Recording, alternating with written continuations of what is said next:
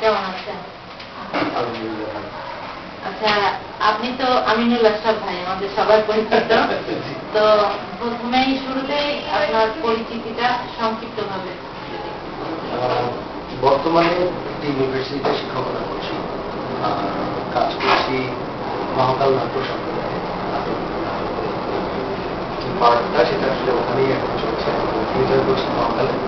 আর পাশাপাশি কাদামাটি একটি আমার গ্রুপ, যেটা আমরা থিয়েটার কোরিওগ্রাফি নিয়ে কাজ করছি।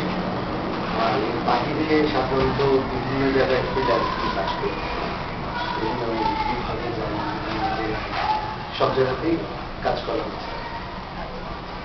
তো থিয়েটারের কথা বললেন, মহাকাল নাট্য, কিন্তু যাত্রা শুরু হয় আসলে মহাকালে নয়, যাত্রা শুরু হয় হচ্ছে আপনার নবনাট। ওটা আমার প্রথম নাটকের দল। আর আমার গুরুজি ছিলেন হচ্ছেন তখন আর কি এস.কে রতনদা। তারপরে নাটকের গুরু হচ্ছে এখন ইউসুফ হাসান অল্প, ডক্টর ইউসুফ হাসান অল্প। উনি জানেন আমার নাট্যকলা বিভাগের চেয়ারম্যান, নাট্যকলা ও নাট্যরত্ন বিভাগের চেয়ারম্যান। ওনার কাছে এখন নাটকের হাতে খড়ি। আর নাচের হাতে খড়ি হচ্ছে বর্তমানে হচ্ছে কামরুল হাসান ফেরদৌস, ওনার কাছেই মানে নাচ শেখা হচ্ছে। তো থিয়েটারের শুরুটা হয়েছিল কত বছর বয়স থেকে? শিল্প চর্চা বা কালচারাল লাইনে আমি আছি প্রায় কখন মানে 6 থেকে। তো তখনই পারিবারিক ভাবেই আর কি হাতে খড়ি। প্রচন্ড মার খেয়েছি, বকা খেয়েছি, কারণ তখন স্বপ্ন ছিল আসলে ক্রিকেটার হওয়া। কেরিয়ারটা ছিল পুরোটাই ক্রিকেটের দিকে। তো ব্যাড লাক বা গুড লাক যাই বলেন, ক্রিকেটে 18 বছর পার করেছে, একদম টপ টু বটম ক্রিকেট নিয়েছিলাম। তো ফ্যামিলির আগ্রহে 6 থেকে হচ্ছে নাচ গান শেখা, সেইখানে বড় অবদান রেখেছেন হচ্ছে আমার মানে মা, গার্জিয়ান যাই বলেন, খালা। মানে আম্মু তো আসলে চিটংয়ে থাকতেন, ওনার ওখানে কর্মব্যস্ততা ছিল। নানু বাড়িতে বড় হয়েছি, তো ওইখানে আমাদের এক জবরদস্ত খালা ছিলেন, উনি হচ্ছেন আমাদেরকে মানে মানুষ করে।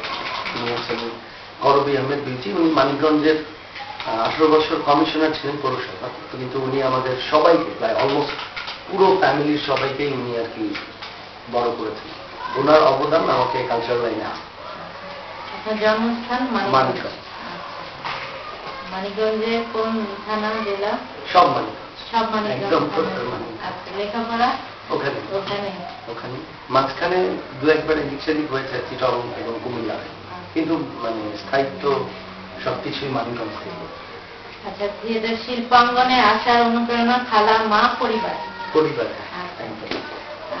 বর্তমানে টেলিভিশনে নাটকের কথা শুনেছি। হ্যাঁ, আমি বলতে আসলে মঞ্চে কাজ করতেই স্বাচ্ছন্দ্য বোধ করি, কিন্তু মঞ্চের কিছু প্রিয় মানুষ আমাকে আর কি চান যে ওরা আমাকে মিডিয়াতে দেখে। তো এই জন্য সঞ্জয় দা, আমাদের ডিরেক্টর সঞ্জয় কান্ত, উনি বেসিক্যালি মিডিয়াতে আসার ব্যাপারে বেশি আগ্রহ প্রকাশ করেছেন আমার বিষয়ে। তো ওনার মাধ্যমেই আমি রাকেশ বসু, ডিরেক্টর রাকেশ বসুর প্রথম একটি কাজ করি, সেটা হচ্ছে সিক্সথ সেন্স। এটা হচ্ছে আপনার একটি অ্যাকশন ধর্মী একটি ধারাবাহিক। ওখানে আমি কাজ করি মূল চরিত্রে। ওখানে আরো দুজন মেইন চরিত্রে কাজ করেছেন, নায়িকা ছিলেন সুজানা এবং ইরফান সাদ। তিনজন মিলে মানে গল্পটা ক্রাইম নিয়ে। তারপরে আমি বেসিক্যালি মিডিয়াতে যত কাজ করেছি সব রাকেশ বসুর কাজ। রাকেশ বসু দাদা খুবই প্রিয় মানুষ এবং নাটকেরই মানুষ। তো ওনার সাথে ওই থেকেই মানে বন্ধুত্ব। তারপরে ওনার যত কাজ আছে সবগুলো কাজেই আমাকে। এবং আমি ওনার 4টি কাজ করেছি। 4টির মধ্যে একটি হচ্ছে বড় ধারাবাহিক বর্তমানে চলছে ওলি, দীপ্ত টিভিতে। প্রথম কাজ ছিল সিক্স সেন্স। তারপরে করেছি হচ্ছে দুটো ঈদের নাটক। একটি হচ্ছে অন্তরালে, ওটাতে তিশা এবং সজলের সাথে কাজ করা। আর পরবর্তীটি হচ্ছে এবারেও বলি, ওটা দীপ্ত টিভি 3 পর্বের ধারাবাহিক।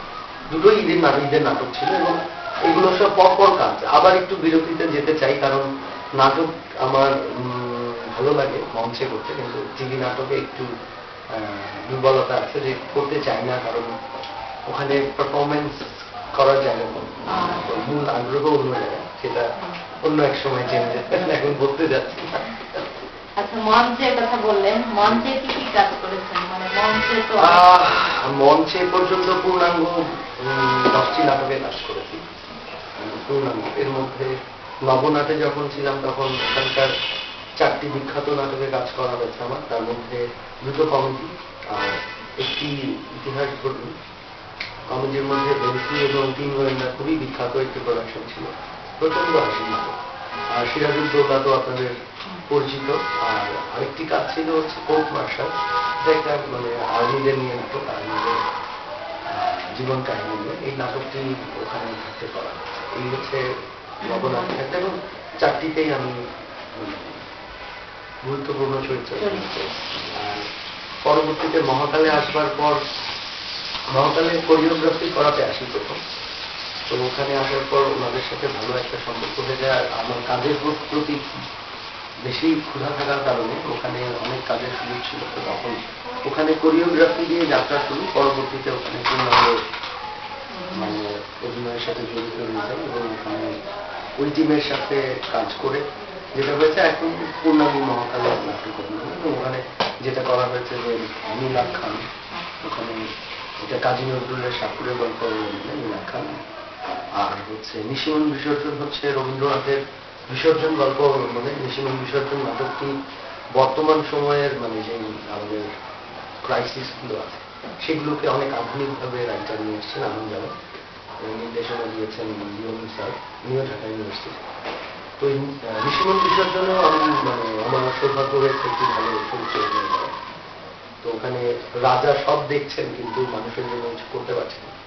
তো এই যে মানে ভেরিয়েশন চরিত্রের, কোথাও বা 16 বছরের জড়িত জীবন, কোথাও বা 40 বছরের একজন রাজা, আবার কোথাও 25 বছরের টকবকে একটা নৌকা ছেলে, আবার কোথাও 65 বছরের একজন আর্মি পার্সন। তো এই যে ভেরিয়েশন গুলো, এগুলো আমাকে মানে অনেক বেশি সহযোগিতা করছে আমাকে তৈরি করতে। আর নিশিমন বিসর্জনের পর আরেকটি নাটক করি, গ্রিকের মানে নাটক, এটা হচ্ছে আপনার প্রমিথিউস।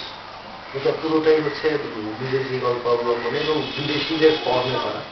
ওখানে আমি জিউস ক্যারেক্টারটা করি। ওখানে আবার দেবতা হিসেবে আমার যে কর্মচারণা ছিল, মানুষ বানানো এবং নারীর প্রতি, তো ওই জায়গাতেও আমি অনেক বেশি মানে নিজেকে বিভিন্ন চরিত্র অভিনয় করার মানে অপরচুনিটি দেখতে পেয়েছিলাম। তো ওটাও আমার জন্য একটি বড়। পরবর্তীতে কাদামাটি থেকে আমরা 2টো কাজ করেছি। একটি হচ্ছে বর্তমানে খুব প্রচলিত এটা ডান্স ফর্ম, এতে কিন্তু আমরা ওখানে থিয়েটারটাকেই মানে কাজে লাগিয়েছি। এবং হ্যাঁ, এটা আর গীতনাট্য আরেকটা করা হয়েছে আবার, সেটা হচ্ছে যে স্বপ্ন বিকাশ, আমাদের আরেক বন্ধু মহল, ওনার ব্যানারে, এই কামরুল হাসান ফেরদৌস ভাইয়ের ডিরেকশন। এটা হচ্ছে নকশিকাঁথা স্টেশন, এটাও গীতনাট্য ছিল। কাদামাটি তো হচ্ছে নাচের কোরিওগ্রাফি, কিন্তু আমরা ওখানে আসলে নাচগুলোকে নাচ না করে একটু মানে থিয়েটার নাটকটা রাখার চেষ্টা করছি, অভিনয়ের সাথে আর কি নৃত্যের সামঞ্জস্য রেখে মানে দুটোই হলো। তো বর্তমানে এখন কোন পেশার সাথে আপনি জড়িত আছেন? আমি আছি একটি ইউনিভার্সিটিতে, আমার পড়ানোর সাবজেক্ট হচ্ছে ট্যুরিজম অ্যান্ড হসপিটালিটি ম্যানেজমেন্ট। আর এই সাবজেক্টটি ইন্টারন্যাশনাল একটি কোর্স, মানে খুবই বিশ্ববিখ্যাত একটি মানে সাবজেক্ট, যেটাতে ছেলেমেয়েরা দেশে এবং বিদেশে প্রচুর কাজের অপরচুনিটি পাচ্ছে। কিন্তু বাংলাদেশে এখন ওভাবে সারা জানায়নি, কিন্তু ইউনিভার্সিটিগুলোতে খুব বেশ সারা পড়েছে। Tourism and hospitality basically hospitality এবং মানে হোটেল ইন্ডাস্ট্রি এবং ট্যুরিজম নিয়ে আমাদের পড়ানোর বিষয় ছিল। এখানে আমি প্রায় দীর্ঘ 8 বছর পড়াচ্ছি। তো দুটো দুই দিকে, পেশা এবং শখ, দুটো তো দুই দিকে, দুটোকে কিভাবে সামনে নেন?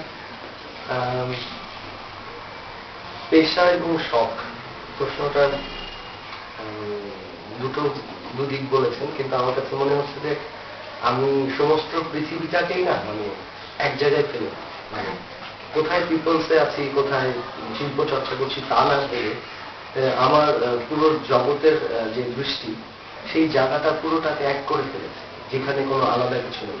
কারণ আলাদা করলেই না মানে মানুষের মানুষের সমস্যা হয়, তারপর নিজের চিন্তা চেতনায় অনেক দেখা যায়। এই জন্য চলার জন্য এগুলো প্রয়োজন, কিন্তু সমস্ত জায়গাটাকে না এক চোখে দেখছে, কোনো বিভাজন আমার পছন্দ না। এই জন্য ওখানে কোনো সমস্যা নেই, হয় না আপনার সবকিছুই আমার মনে হয় নিজের, হ্যাঁ নিজের, আমার আপন। কোন জায়গাটাই মানে আলাদা মনে হচ্ছে না, যে মনে হচ্ছে না এই জায়গায় আছে, যে এখানেও শিল্প আছে, ওখানে আছে ওখানে শিল্প। পড়াশোনার মধ্যে যে সবচেয়ে বড় শিল্প, সেটা আবিষ্কার করাটা একজন শিক্ষকের খুব বেশি প্রয়োজন স্টুডেন্টের, যাতে ওরা মানে ক্লাস করেও আনন্দ পায়। আর আমি পিপলস ইউনিভার্সিটিতেও কালচারাল অ্যাক্টিভিটিস চালু করেছি, আর যেখানে কালচারাল অ্যাক্টিভিটিস করে ওখানেও এডুকেশন কাছে ছড়িয়ে দিচ্ছি। এই আর কি, কোনো বিভাজন পাই না। তো ভাইয়া আপনার অভিনীত মঞ্চ এবং টিভি নাটকের সংখ্যা কতটি হবে? মঞ্চ এ পর্যন্ত 21টি, আর টিভি নাটক 4টি 5টি। এ পর্যন্ত আপনার স্বপ্নের কোন চরিত্রে পেয়েছেন যে মনে মনে ইচ্ছে পোষণ করে যে এই চরিত্রটা পেলে? হ্যাঁ, স্বপ্নের চরিত্র আমি কাদামাটিতে, যদিও এটা আমার নিজের দল, কিন্তু ওখানে আমি যে চরিত্রটি করেছি, মানে আমরা বিদেশি গল্প অবলম্বন শেক্সপিয়ারের রোমিও জুলিয়েটকে বাংলাদেশের ফরম্যাটে প্রেমলীলা করেছি। তো ওখানে যে চরিত্রটি ছিল, এটা নিঃসন্দেহে একটি ছেলের জন্য স্বপ্নের চরিত্র, আর নীলাক্ষার নাটকের জন্য নিঃসন্দেহে মানে একটি ছেলের বা যে কোনো পুরুষের জন্য এই দুটো চরিত্র মানে স্বপ্নের। আমার কাছে ওখানে সবকিছু করার জায়গা ছিল, হিরোইজম দেখানো, প্রেম করা, দুঃখ কষ্ট, মানে একটা পুরো প্যাকেজ আর কি। এই দুটো চরিত্রে আমি অভিনয় করে সবচেয়ে করি। আমার কাছে মনে হচ্ছে যে আমার জীবনের স্বপ্নের চরিত্র পেয়ে গিয়েছেন। স্বপ্ন তো আসলে স্বপ্ন, আপনার স্বপ্নের ব্যাখ্যা আবার অন্যরকম।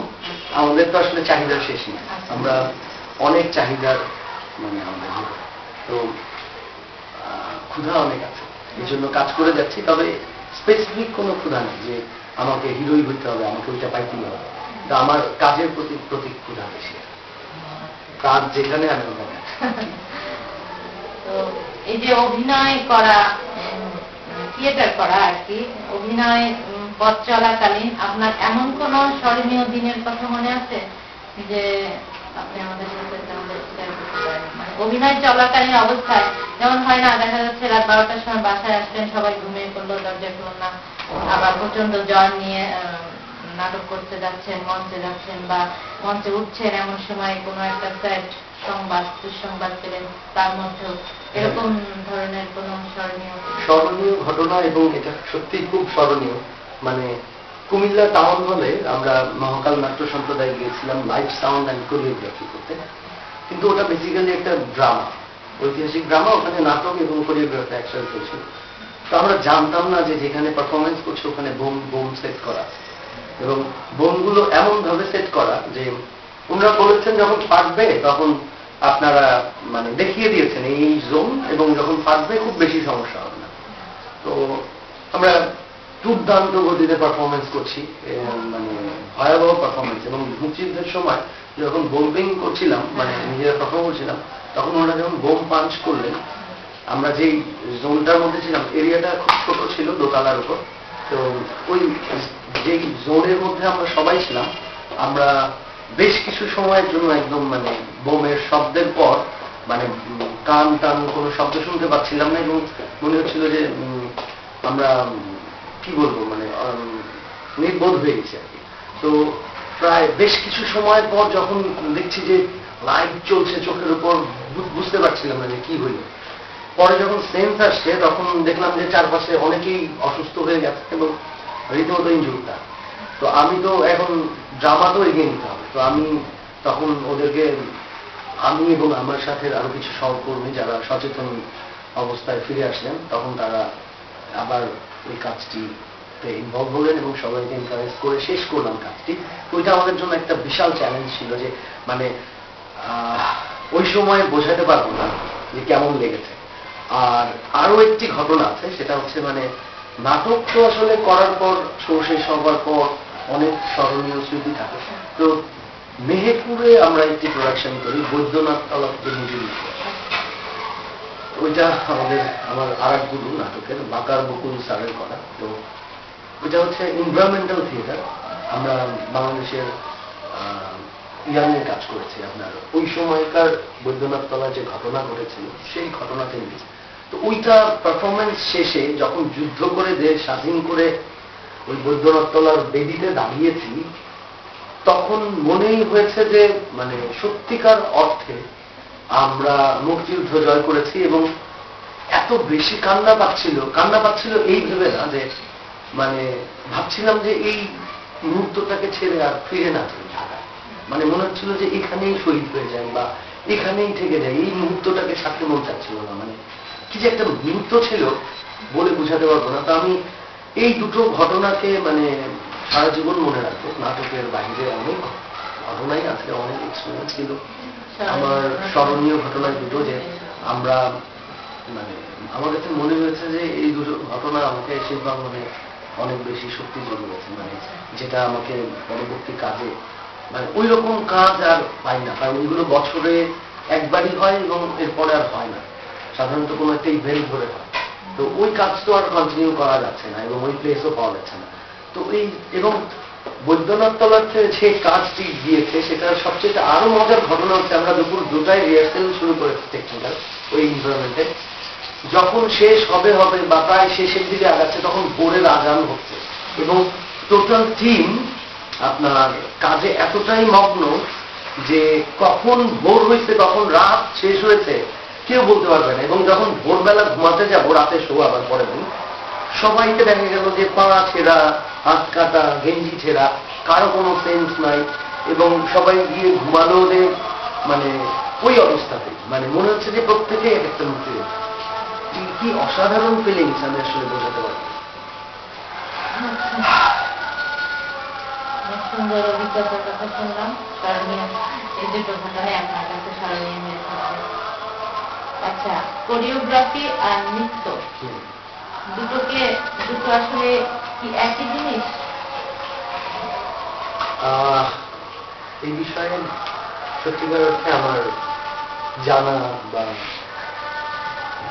জ্ঞানের বিষয়টা যদি বলেন খুব বেশি নয়, তবে আমার খুব ক্ষুদ্র জ্ঞান যেটা বলে আসলে নাচ আমাদের শাস্ত্রীয় একটা জিনিস। তো এখানে ধরেন আপনি বাংলা, ইংলিশ, তারপর ব্যবসায় শিক্ষা বা অঙ্ক, বিভিন্ন সাবজেক্টের বিভিন্ন জ্ঞান আছে।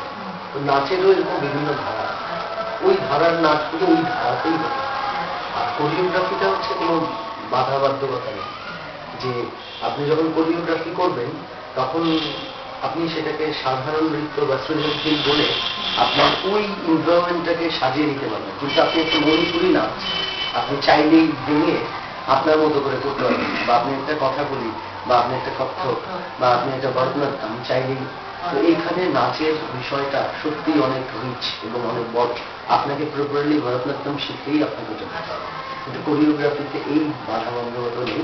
কোরিওগ্রাফি হচ্ছে উন্মুক্ত, যে কেউ হাত পা নাচতে পারলেই বাড়ির অবস্থায় থাকলেও করতে পারে। এই জন্য আমার কাছে নাচটা খুব কঠিন মনে হয় এবং কোরিওগ্রাফিটা খুব সহজ মনে হয়।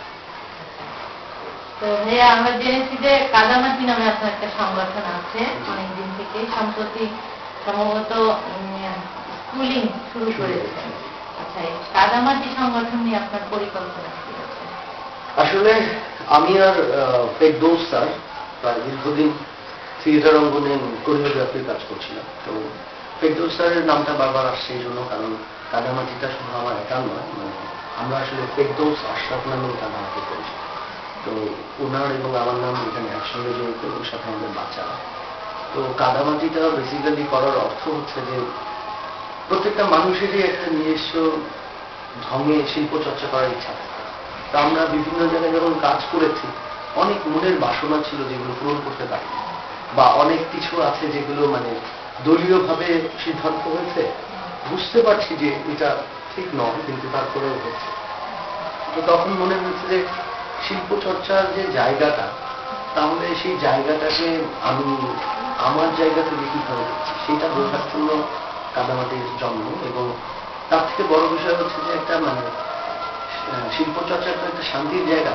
তো আমি মানে এখানে এসে আমার মনে হয় যে এটা আমার একটা ফ্যামিলি, আমার একটা শান্তির জায়গা। অবশ্যই অন্যান্য সংগঠন আমার শান্তির জায়গা, কিন্তু এইটা আমার আপন ঘর, যেখান থেকে ছেলে মেয়ে সবাই মিলে আমরা যেই জিনিসটা তৈরি করছি, যে ঘরের দেয়াল বলছি, সেই দেয়ালটা অনেক মজবুত। আর সবচেয়ে প্রিয় যে জিনিসটা সেটা হচ্ছে যে সবার মন মানসিকতা। যেমন বিভিন্ন গ্রুপে যেটা হয় যে আপনাকে নানা ধরনের পেইন নিতে হয়, যে সাপোজ শোয়ের আগে অমুক অমুক। তো এইখানে বাচ্চাদেরকে আমরা যেটা করেছি যে কোনো ধরনের পেইন দিতে চাই না ওদেরকে বলা হয়েছে শুধুমাত্র এসে রিহার্সাল করা এবং শো করা, টাকা জোগান দেওয়া, কস্টিউম কেনা, তারপর রিহার্সাল রুম, এভরিথিং, মানে স্পন্সর জোগাড় করা, সব পেইন সাধারণত আমরা নিয়ে থাকি, মানে আমি আর বাচ্চাদেরকে এখানে শুধুমাত্র মুক্তভাবে শিল্প চর্চা করার জন্য ডাকা হয়েছে, যে তোমাদের কোনো পেইন নেই, তোমরা শুধু মানে পারফরমেন্স করো, আর কোনো কাজ। তো এইটাই হচ্ছে মানে কাদামাটি জন্মগ্রহণ করানোর মূল কারণ, যে ছেলে মেয়েদেরকে অন্তত এইটুকু ফিল করানো যে মানে আমাদের শিল্প চর্চায় কোনো আসলে চাপ নেই। কিন্তু বাইরে এখন মনে হচ্ছে যে অনেক জায়গাতে শিল্প চর্চা করতে গিয়ে প্রত্যেকটা শিল্পী অনেক চাপে পড়ে গেছে। এই চাপটা যেমন স্কুল কলেজের ছেলে মেয়েদেরকে এখন দেখি প্রচুর বই, আমরা যখন ছোটবেলায় পড়াশোনা করেছি একটা দুটো বই ছিল, এবং আমরা যে কম জেনেছি বা কম বুঝেছি তা নয়, ওরা যে জানছে না তাও না, তো ওদেরকে অনেক চাপ দিয়ে দেওয়া হচ্ছে। তো ওই চাপটা শিল্পাঙ্গনেও আছে। আমরা ওই চাপটা থেকে মুক্ত করার জন্য শিল্প চর্চা করছি কাদামাটি, মানে চাপ মুক্ত শিল্প চর্চা যেটাকে বলা হয়। কাদামাটি সাফল্য কামনা করছি। আচ্ছা, এবার একটু ব্যক্তি জীবনের কথা বলি। হচ্ছে আপনার পরিবারে কি কে আছে? আমার পরিবারে আমার মা, আমার পরিবারটা অনেক বড়। স্পেসিফিক যে আমি বলেছি যে আমি বিভাজনের পছন্দ না, তবে মানে যেই সামাজিক পরিবারের কথা বলছেন সেখানে মা, বোন, আর হচ্ছে আমার ওয়াইফ, এই আমরা এই চারজন। কিন্তু বোন আসলে ম্যারিড, ও শ্বশুর বাড়িতে হচ্ছে। মা, আমি আমার ওয়াইফ। মা কি করছেন? মা অনেক গুণে গুণান।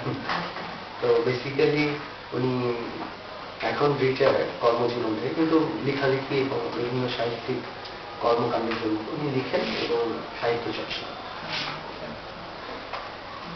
মা নাম? ওনার নাম হচ্ছে সাবরিনা আহমেদ চান। বাবা? বাবা মারা গিয়েছেন অনেক আগে, ছোটবেলায়। বাবা ছিলেন হচ্ছেন আনোয়ার আহমেদ। বোন? বোন উনি আছেন এখন এআইবিতে। আমার বড় হওয়া এবং আমার এই অবস্থানে আসার পেছনে আমার বোনের সবচেয়ে বড়। ভাই তো নাই এখন? আচ্ছা, হ্যাঁ, এই বোনের কথা আসতে চাচ্ছিলাম, কারণ অনেকদিন ধরে ফেসবুকে দেখছি আর কি আপনি একটা বোনকে, মানে আপনারই বোন আমরা জানি, এই বোনকে নিয়ে অনেক কিছু লেখেন, কিন্তু আমার খুব জানতে ইচ্ছে করছে যে আপনার এই শিল্পাঙ্গনে আসার পেছনে আপনার বোনের অবদান আপনি লিখেন নাকি? আসলে শিল্পাঙ্গনে নয়, মানে জীবনের শুরু থেকেই বোন আর আমি বড় হই আমি বাড়ি। তো তখন মানে একটা মেয়ে খুব অল্প বয়সেই ম্যাচিউর হয়ে যায়, তো সে তার ছায়ার ফলে আমাকে বড় করেছে। একবারে বলে ব্যাখ্যা করে বোঝানো যাবে না সবকিছু, শুধু বলতে চাই এইটুকুই যে আজকে যেখানে দাঁড়িয়ে আছে শুধুমাত্র ওনার কারণ। এবং ঢাকাতে এসে ইউনিভার্সিটিতে পড়ার খরচ চালানো, তারপর চাকরি পাওয়া, সব ক্ষেত্রে মানে বোন না থাকলে হয়তো আজকে এখানে দাঁড়িয়ে আপনার সামনে বসে সাক্ষাৎকার দেওয়া। আচ্ছা, শৈশবে এমন কোন স্মৃতি আছে আপনার যে এখনো হাসায় আপনাকে? আমি অনেক দুষ্ট ছিলাম ছোটবেলা থেকে, তো খুব ইচ্ছা হয়েছিল যে একবার ওখানে দুটো স্কুল ছিল, গার্লস স্কুল এবং হাই স্কুল। তো আমার তো তখন থেকে নাচ করছি, অনেক কালচারাল অ্যাক্টিভিটিস ইনভলভ, ক্রিকেট হইলাম। আমার খুব ইচ্ছা হলো একদিন আমি মেয়েদের স্কুলে ঢুকবো। ওখানে খুব রেস্ট্রিকশন ছিল। আমি বোরখা পরে আমার ফ্রেন্ডের সাথে গিয়েছিলাম এবং যত আমার মেয়ে বান্ধবী ছিল দুষ্টুগুলোকে সবগুলোকে জ্বালিয়ে আসছি, এবং রীতিমতো স্কুলে হালকাও লেগে গিয়েছিল যে চিল্লাচিল্লি পরে যাই হোক আমি সেফলি বের হয়েছি এবং যত আমার ছেলে বন্ধু ছিল যাদেরকে রাস্তায় পেয়েছি ওদেরকে কাছে দেখে একটা চট দিয়ে তারপরে বাসায় পেয়েছে। ওরা সারাদিন চিন্তা করছে কে ওদেরকে চট দিল। খুবই মজার ছিল এটা। এবং বিকালে যখন মাঠে ক্রিকেট খেলতে গেছি তখন আমি ওই ফ্রেন্ডদেরকে বলছি এই তোর কোন মেয়েটা চট দিতে, ওরা আর বলিস না। ওই এমন একটা ফ্রেন্ড ছিল যে ও সারাদিন ওইটা নিয়ে ভেবেছে এবং রাত 10টায় আমাকে এসে বাসায় নক করছে। আসা আমি তো ওই মেয়েটাকে খুঁজে পেলাম না। পরে ওকে আমি বলছি যে আমি ছিলাম, তো আমাদের সবাই একটা মজা। মানে আমার জীবনে মনে হয় আমি শুনিনি এরকম। সিনেমায় দেখেছি অবশ্য, সিনেমায় দেখেছি ছেলেরা বোরকা পরে মেয়েদের হোস্টেলে যায় আর কি। আমার আসলে অন্য কারণ ইচ্ছা ছিল, মানে বিষয় ছিল আমি আমার বান্ধবীদের সাথে মানে চ্যালেঞ্জ নিয়েছিলাম যে আমি ওদের স্কুলে গিয়ে একটা চমক দেখে আসবো। তো ওরা সেই চমকটা যে এইভাবে পাবে চিন্তা করে এবং এটা নিয়ে রীতিমতো খুবই মজা হয়েছিল। দুরন্ত শৈশব ছিল। আচ্ছা, অভিনয় এবং কোরিওগ্রাফি দুটোতেই তো আপনি সমানতালে কাজ করে যাচ্ছেন। একদম। এই দুটোর মধ্যে আপনাকে যদি বলা হয় যে কোনো একটিকে বেছে নেবেন, আপনি কোনটা বেছে নেবেন? কঠিন প্রশ্ন। আপনি শুধু ভাগ খুঁজেন কেন, এটা আমার প্রশ্ন আপনাকে। আপনি এত ভাগাভাগি তো জান কেন, সবকিছুকে সমান করতে পারেন না। আচ্ছা, এই প্রশ্নের অ্যান্সার হচ্ছে যে কোরিওগ্রাফি অবশ্যই। আমরা জানি যে আপনি কোরিওগ্রাফিটা আমি ভালোবাসি। ওখানে সব আছে। কেননা অভিনয়ের মধ্যেও তো একটা আর্ট আছে, কোরিওগ্রাফি আর্ট আছে। আমি যে কথা বলবো ওই বলার ভঙ্গিটাও একটা মানে আর্ট, আর ওইটাই ওই উপস্থাপনাটাই হচ্ছে কোরিওগ্রাফি। আমি একসময় শুনেছিলাম যে আপনি কথা বলেন না কোরিওগ্রাফি দিয়ে। সেখান থেকে আমার আর কি আপনার প্রতি অনেক ইন্টারেস্ট জাগে, কথার মধ্যে কোরিওগ্রাফি থাকে। আমাকে কেউ একজন বলেছে। হ্যাঁ হ্যাঁ। আচ্ছা, কোরিওগ্রাফি নিয়ে যারা আসতে চায়, কোরিওগ্রাফি কাজে কেরিয়ার করতে চায়, তাদের উদ্দেশ্যে কিছু যদি বলতেন। তাদের উদ্দেশ্যে বলবো যে মানে আমরা তো আসলে বিদেশি চর্চা বা বিদেশি ওই বিভিন্ন রিয়েলিটি শো দেখে আমরা আগ্রহীত হচ্ছি যে আমি নাচ করবো বা কোরিওগ্রাফি করবো।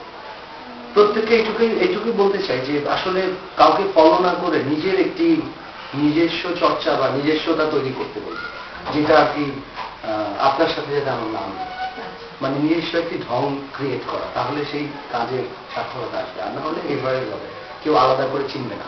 যদি আপনি বিদেশি চর্চা নেন তাহলে আপনি ওদের মতো কিন্তু করতে পারবেন না, আপনাকে আরো পিকুলিয়ার লাগবে। যে ওই চর্চাটাই আপনি যখন আপনার শরীরে বসাবেন, যদি খুব পারফেকশনিস্ট হন বলবেন তো বিদেশি ওদের দিকে। তো আমার কাছে মনে হয় যারা কোরিওগ্রাফার বা কোরিওগ্রাফি নিয়ে কাজ করতে চান তাদেরকে নতুন কিছু ভাবনা নিয়ে নিজস্বতা নিয়ে আগানো ভালো, যেটা আর সবার সাথে না মিলুক। মানে মিলে গেলে প্রবলেম, মিলবে, পৃথিবীতে নাচ মিলে যায়, কিন্তু তারপরেও আপনার নিজস্ব কিছু বৈশিষ্ট্য যেটা আপনাকে ইনভুট করে দেবে, সেইটা নিয়ে আগানো। আচ্ছা, আরেকটি কথা, সেটা হচ্ছে আপনি এ পর্যন্ত কতটি নাটকে কোরিওগ্রাফি করেছেন? নাটকের কোরিওগ্রাফি শুরু করেছি লাস্ট 3 ইয়ার্স ধরে, তাতে 6টি। সংখ্যা খুবই কম, কারণ আমি বেশি কাজে বিশ্বাসী নই। কারণ বেশি কাজ করলে ক্রিয়েশন মানে ক্রিয়েটিভিটি আসে না, এই জন্য কম কাজ করি, বছরে 1টা বা 2টো। কারণ আপনি যখন একটা কাজে ইনভলভ হবেন তখন ওইটাকে বেস্ট করার জন্যই তো নামবেন। তো সেখানে বছরে যদি আপনি 10টি কাজ করেন তখন ওখানে ক্রিয়েটিভিটি থাকবে না। তো এই জন্য কাজ কম করার বিষয়ে মানে আমি আগ্রহী, আমি বেশি কাজ করি না। ওই যে কয়টা কাজ করি ওই কয়টাকে সুন্দর করে মানুষের কাছে ভালো লাগার উপযোগী তৈরি করি। আচ্ছা ভাইয়া, অনেক কথা হলো, ঢাকার বাইরে মফস্বল শহরে বা কোনো জেলা শহরে আপনি কোরিওগ্রাফি শেখান এবং নাটকের নির্দেশনা বা মানে অনুষ্ঠান করতে যাওয়া এগুলো করেন? অবশ্যই করি। আর হচ্ছে ঢাকার বাহিরে প্রায় পর্যন্ত আমার আসলে আমার কোরিওগ্রাফি নিয়ে প্ল্যান ছিল যে আমি বাংলাদেশের যতগুলো বিভাগ আছে সবগুলোতেই যাব। তো এর মধ্যে বরিশাল বিভাগ, খুলনা, ঢাকা, চিটাগং, এই 4টি বিভাগ কভার করেছি। কারণ এখনো বাকি বিভাগগুলো আছে। আমি আমার কাজগুলো ওই বিভাগীয় শহরগুলো বা জেলাগুলোতে ছড়িয়ে দিচ্ছি, যাতে মারা যাওয়ার পর আমার কাজগুলো নিয়ে চর্চা চলে। এই আর কি, সমগ্র বাংলাদেশে ছড়াতে চাই। এর মধ্যে ময়মনসিং, জামালপুর খুব মানে রিচ ওরা কাজে, ওখানে কাজ করে মজা পেয়েছি, বরগুনাতে কাজ করে মজা পেয়েছি, ঝিনাইদহে কাজ করে মজা পেয়েছি। আর আগামী 2 মাসের ভিতর আমার আরেকটি স্বপ্নের জায়গায় কাজ করাতে যাবো। নাট্য নির্দেশক হিসেবে না, ওইটা কোরিওগ্রাফির জন্য। আর নাট্য নির্দেশনার বিষয়ে এখন আপাতত কোনো আগ্রহ নেই, কারণ এটা অনেক জানাশোনার বিষয়। ওই ব্যাপারে আমার এখনো জানার পরিধি অনেক মানে কম, তো আমি ওই বিষয়ে যেতে চাচ্ছি না।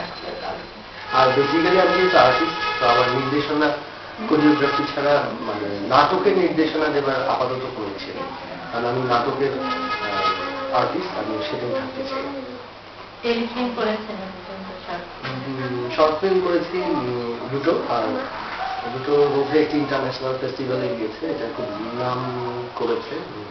গল্পটি খুবই মানে সমসাময়িক শিক্ষা এবং রাজনীতি নিয়ে। টেলিফিল্ম তো করা হয়েছে, এই যে টেলিফিল্ম, এটা তো প্রথমেই বলেছি যে রাকেশ ভাইয়ের কাজ, এই আর কি। আর চলচ্চিত্রে যদি অফার পান, প্রস্তাব আসে? চলচ্চিত্রে প্রস্তাব এসেছিল, কিন্তু ভাগ্য বলে একটা কথা আছে, সেই বিষয়টিতে এখনো সুদৃষ্টি পড়েনি সৃষ্টিকর্তা। পেলে অবশ্যই করবো, তবে হিরোই হতে হবে এরকম কোনো মানে নেই। আপাতত যে কাজগুলো করেছি বেশিরভাগই বিরিয়ানি। এই ফিল্মগুলো করেছি শর্ট ফিল্ম বলছেন আপনারা, কিন্তু বাইরের কান্ট্রিতে ওরা এটাকে ফিল্মই বলেছে। তো ফিল্মের ওই কাজটিতে যে ঢঙে পারফরমেন্স করেছি, সবাই বলেছে যে আপকামিং ভিলেন পেয়েছে। এটা খুব মজার ছিল। তো সর্বশেষ প্রশ্ন না, এটা আপনার কাছ থেকে কিছু চাওয়া আমাদের, সেটা হচ্ছে আমি তো জনস্রোতের পক্ষ থেকে এসেছি, আমাদের পত্রিকাটা হচ্ছে আত্মোন্নয়নমূলক, মানে করতে চাচ্ছি বা করেছি দু একটা। তো আত্মোন্নয়নে কোরিওগ্রাফির ভূমিকা কি, আপনি যদি আমাদের বলবো। তার আগেই মানে ধন্যবাদ জানাচ্ছি যে জনস্রোত আমাদেরকে মানে আমাকে এইভাবে মানে আমি আসলে সত্যিকার অর্থে এখন পর্যন্ত মানুষের কাছে ওভাবে পৌঁছাতে পারিনি যে মানুষ আমাকে জানবে বা মানে চিনবে। তো আপনার কাছে এবং আপনাদের কাছে এবং স্পেশালি জনস্রোতের কাছে আমি কৃতজ্ঞ যে আমার ইন্টারভিউ বা আমার সাথে এইভাবে কথনের জন্য। কোরিওগ্রাফি বা এই সব কিছুর বাহিরে আমার কাছে মনে হচ্ছে, যেহেতু আপনারা সমাজ কল্যাণমূলক কাজ করছেন, আমার কাছে মনে হয় যে মানুষকে একটা মেসেজ খুব দেওয়া প্রয়োজন। সেটা হচ্ছে যে প্রত্যেকেরই কিন্তু আসলে মানে 10টি জায়গায় বা 20টি জায়গায় বিচরণ, আমার 100 জায়গায় বিচরণ, আপনার হয়তো নাই, আপনি 10 জায়গায় বিচরণ করছেন, বা ভাইয়া হয়তো 5টি জায়গায় বিচরণ করছেন। ওই জায়গাগুলোতে আসলে নিজেরা খারাপ কাজ না করা এবং যারা করছে তাদেরকে অ্যালার্ট করা, তাহলে দেখবেন সব জায়গাগুলো শুদ্ধ হয়ে আসছে। এবং শুদ্ধতা আসবেই যে সেটা আমরা জানি যে আসবে না, কিন্তু চর্চাটা করা। কারণ এই যে জনস্রোত, মানুষের স্রোত, যে নামটি আপনারা দিয়েছেন, তার সাথে আমার মনে হয় কথাটা মিল আছে যে আমাদের যেখানে যেখানে বিচরণ, যে স্রোতের ধারায় আমরা বিচরণ করছি, সেইখানে অন্তত মানুষকে বলা, ভাই উপকার করতে না পারে, অপকার না, এটাই আমার আপনাদের কাছে মেসেজ। আর এটাই আমি আমার কোরিওগ্রাফিতে প্রায় সময় উপস্থাপনা কিছু কিছু সময় হ্যাঁ জ্ঞান দেই আমরা, মানুষ আবার কিছু কিছু সময় বিনোদন নিতে আসে। তো ওই বিনোদন আপনি দেখবেন যে বাইরের কান্ট্রিগুলো মানে আমাদের দেশে, আমি আমাদের যারা ডিরেক্টর বা ওনাদেরকে শ্রদ্ধা রেখে বলছি, আমরা অনেক কিছু করি কিন্তু দিন শেষে দেখা যায় যে কোনো মেসেজ থাকে না। তো আমি বাইরের অনেক মুভি দেখেছি, ওরা অনেক হাসাচ্ছে, অনেক কাঁদাচ্ছে, কিন্তু কোথায় জানি একটা দিন শেষে ওরা দেশপ্রেম, দেশের উন্নয়ন বা মানুষের উন্নয়ন এইসব তুলে ধরে।